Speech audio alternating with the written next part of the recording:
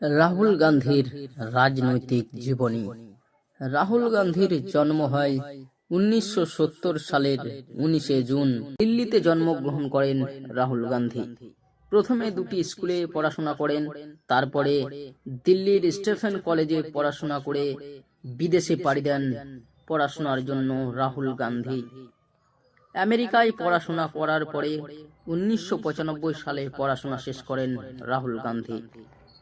এরপর 2002 সালে সেখান থেকে পুনরায় ভারতে আসেন রাহুল গান্ধী। তারপরে 2004 সালে প্রথম লোকসভা নির্বাচনে লড়ার ঘোষণা করেন রাহুল গান্ধী। প্রথমেই তিনি তার বাবার লোকসভা কেন্দ্র উত্তরপ্রদেশের আমেঠি থেকে লড়াই করেন। তিনি প্রথমবারেই 1 লক্ষেরও বেশি ভোটে জয়লাভ করেন রাহুল গান্ধী। সেবার 145টা আসনে কংগ্রেস জয়লাভ করে পুনরায় সরকার গঠন করেন। প্রধানমন্ত্রী হয় ডক্টর মনমোহন সিং। তারপরে 2007 সালে অখিল ভারতীয় কংগ্রেস কমিটির মহাসচিব হন রাহুল গান্ধী। তারপরে 2009 সালে আবারও লোকসভা নির্বাচনে উত্তরপ্রদেশের আমেঠি থেকে লড়াই করেন রাহুল গান্ধী। এবারে 3,70,000-এরও বেশি ভোটে জয়লাভ করেন রাহুল গান্ধী। আবার সরকার গঠন করেন কংগ্রেস।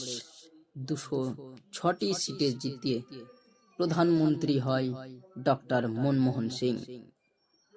তারপরেই 2014 সালে আবারও উত্তরপ্রদেশের আমেঠি থেকে লড়াই করেন রাহুল গান্ধী। এবারের ভোটে পতন হয় রাহুল গান্ধীর। স্মৃতি ইরানির কাছে 1,07,000 ভোটে পরাজিত হন রাহুল গান্ধী। এবারে প্রধানমন্ত্রী হয় বিজেপির নরেন্দ্র মোদী। তারপরে 2019 সালে সরকার বদলের ডাক রাহুল গান্ধীর। মূল স্লোগান ছিল চৌকিদার চোর হে। এই নিয়ে সুপ্রিম কোর্টে কেসও করেছিলেন রাহুল গান্ধী। উপযুক্ত প্রমাণ না থাকায় ডিসমিস হয়ে যায় এই কেস সুপ্রিম কোর্ট থেকে। এরপর 2019 সালের লোকসভা নির্বাচনে এবারে 2টি লোকসভা কেন্দ্র থেকে লড়াই করেন রাহুল গান্ধী। উত্তরপ্রদেশের আমেঠি ও কেরালার ওয়ানাদ থেকে। কেরালার ওয়ানাদ থেকে 60% ভোট পেয়ে জয়লাভ করলেও উত্তরপ্রদেশের আমেঠিতে আবারও ভীষণভাবে পরাজিত হয় রাহুল গান্ধী।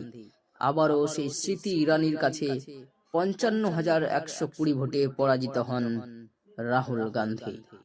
আর এবারে 2024-এ রাহুল গান্ধী লড়াই করছেন উত্তরপ্রদেশের রায়বরেলি থেকে।